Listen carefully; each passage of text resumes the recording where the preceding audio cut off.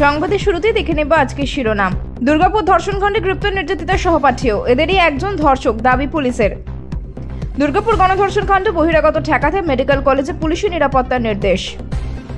Tissue কালচারের মাধ্যমে তৈরি হবে সার্টিফাইড বীজ, আলু উৎপাদনে স্বনির্ভরতা বাড়বে রাজ্যের। বন্যা দুর্গত ভাঙনে উদ্বাস্তুরা কিভাবে এসআইআর এর নথি জোগাড় করবে সরব কংগ্রেস।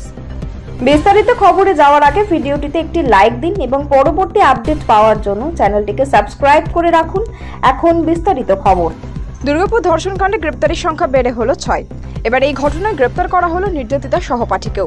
মঙ্গলবার সন্ধ্যায় পুলিশের সাংবাদিক বৈঠক করার কিছুক্ষণের মধ্যেই সহপাঠী ওয়াসিফ আলীকে গ্রেপ্তার করে পুলিশ। দুর্গাপুর ধর্ষণকাণ্ডে গ্রেপ্তার হওয়া অভিযুক্তদের মধ্যেই একজন ওই ডাক্তারি ছাত্রীকে ধর্ষণ করেছে। মঙ্গলবার সন্ধ্যায় সাংবাদিক সম্মেলনে নিশ্চিতভাবে জানিয়ে দিলেন আসানসোল দুর্গাপুরের পুলিশ কমিশনার সুনীল কুমার চৌধুরী। এদিন সন্ধ্যায় সাংবাদিক সম্মেলনে তিনি বলেন, ধর্ষণকাণ্ডে এখনো পর্যন্ত যে 5 জন গ্রেপ্তার হয়েছে তাদের মধ্যেই একজন ধর্ষণ করেছে। তবে 5 জনের মধ্যে কে সেই অপরাধী সেই বিষয়ে স্পষ্ট করে এখনো কিছু জানাননি তিনি। আসানসোল দুর্গাপুরের পুলিশ কমিশনার বলেন, ঘটনার দিন যে 5 জন অভিযুক্ত ওই ছাত্রী এবং তার সহপাঠী তাদের সবার পোশাক ফরেনসিক তদন্তের জন্য পাঠানো হয়েছে। এছাড়াও আরো বেশ কিছু পরীক্ষা নিরীক্ষা রিপোর্ট আসা বাকি। ওই ছাত্রীর সহপাঠীকেও আমরা সন্দেহের বাইরে রাখছি না। এই বৈঠকের ঘণ্টাখানেকের মধ্যে নির্যাতিতার সহপাঠীকে গ্রেপ্তার করে পুলিশ। দুর্গাপুর ধর্ষণকাণ্ডে 4 দিন পর পুলিশ স্পষ্ট করে জানিয়ে দিল ডাক্তারি পড়ুয়াকে একজনই ধর্ষণ করেছে। তবে ঘটনাস্থলে উপস্থিত বাকিদের কার কি ভূমিকা ছিল তাও খতিয়ে দেখছে পুলিশ। দুর্গাপুরের শোভাপুরের বেসরকারি মেডিকেল কলেজ হাসপাতালে 2য় বর্ষের ডাক্তারি ছাত্রীকে ধর্ষণের অভিযোগ পেয়ে তদন্তে নামে আসানসোল দুর্গাপুরের পুলিশ কমিশনারেটের নিউ টাউনশিপ থানা ও দুর্গাপুর থানার পুলিশ। বেসরকারি মেডিকেল কলেজ লাগোয়া বিজরা এলাকার 5 জন অভিযুক্ত গ্রেপ্তার করে পুলিশ। অপু বাউরি, শেখ ফিরদৌস, শেখ রিয়াজউদ্দিন, শেখ নাসির উদ্দিন এবং শেখ শফিকুল। দুর্গাপুর মহকুমা আদালত এদের প্রত্যেকে 10 দিনের পুলিশি হেফাজতের নির্দেশ দিয়েছে। আলুর বীজ উৎপাদনে 2030 সালের মধ্যে স্বনির্ভর হতে চায় পশ্চিমবঙ্গ সরকার। সেই কারণে টিস্যু কালচার ও আলুর অপটিক্যাল রুট কাটিং এর উপর ভরসা করছে রাজ্য। এই পদ্ধতির প্রয়োগ সঠিকভাবে হলে রাজ্য নির্ধারিত সময়ের মধ্যে আলুর বীজ উৎপাদনে স্বনির্ভর হতে পারবে বলে আশাবাদী কৃষি বিজ্ঞানী থেকে গবেষকেরা। মঙ্গলবার হুগলির হরিপালে আয়োজিত এক অনুষ্ঠানে সে বিষয়টি উঠে আসে। এই পদ্ধতি ইতিবাচক প্রভাব ফেলবে বলেই মনে করেন রাজ্যের কৃষি বিপণন মন্ত্রী বেচারাম মান্না। এখানে উল্লেখ করা প্রয়োজন, আলু উৎপাদনে অন্যান্য জেলার চেয়ে সব থেকে এগিয়ে থাকে হুগলি ও পূর্ব বর্ধমান। তবে এই জেলাগুলিতেও আলু চাষের জন্য ভরসা করতে হয় পাঞ্জাবের বীজের ওপর। অন্য রাজ্যের উপর নির্ভরতা কাটিয়ে বীজ উৎপাদনে স্বনির্ভর হতে চায় রাজ্য। সেই কারণে এই নিয়ে দীর্ঘদিন ধরে রাজ্য সরকার বিভিন্ন পরিকল্পনা গ্রহণ করেছে।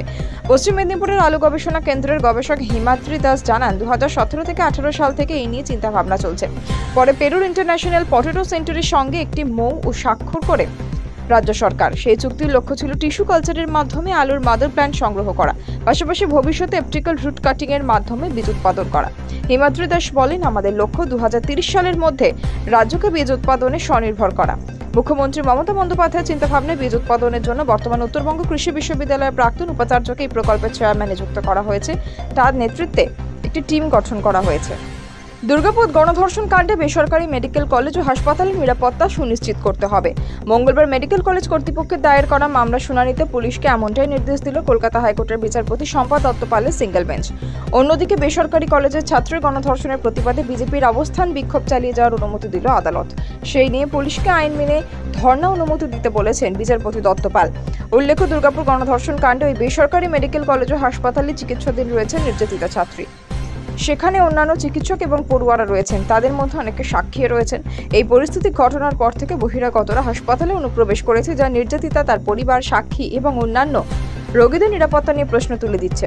সেই অভিযোগে পুলিশ প্রশাসনকে নিরাপত্তা দেওয়ার জন্য কলকাতা হাইকোর্টের অবকাশকালীন বেঞ্চে জরুরি শুনানির জন্য আবেদন করেছিল বেসরকারি মেডিকেল কলেজ ও হাসপাতাল কর্তৃপক্ষ। আইনজীবীর বক্তব্য শোনার পর বিচারপতি আসানসোল দুর্গাপুর পুলিশ কমিশনারেটকে নির্দেশ দেন, আইকিউ মেডিকেল কলেজ ও হাসপাতালে যাতে কোনো বহিরাগত ঢুকতে না পারে তা সুনিশ্চিত করতে হবে পুলিশকে। আদালত পরবর্তী নির্দেশ না দেওয়া পর্যন্ত তা বলবৎ থাকবে। বিজেপির আইনজীবী বলেন, আমরা যখন আদালতে যাওয়ার প্রস্তুতি নিতে শুরু করি তখন পুলিশ বুঝতে পেরে একটি চিঠি দেয় আমাদের। বলা হয়, ময়দানে ধর্ণা মঞ্চ বাঁধতে হলে আসানসোল দুর্গাপুর উন্নয়ন পর্ষদের অনুমতি লাগবে। এতে আমাদের কাছে স্পষ্ট হয়ে যায় যে পুলিশ বুঝে গিয়েছে তারা বাধা দিতে পারবে না, তাই আমরা আসানসোল দুর্গাপুর উন্নয়ন পর্ষদের অনুমতি চেয়ে আবেদন করি। একদিনের সফরে মালদা এসে বিজেপি ও তৃণমূলকে বেঁধলেন পশ্চিমবঙ্গ প্রদেশ কংগ্রেস সভাপতি শুভঙ্কর সরকার। এসআইআর ইস্যুতে মানুষের মনে ভয় ধরানোর জন্য তিনি যেমন মমতা বন্দ্যোপাধ্যায়কে দায়ী করেছেন, তেমনই তার নিশানায় বিজেপির শীর্ষ নেতৃত্ব।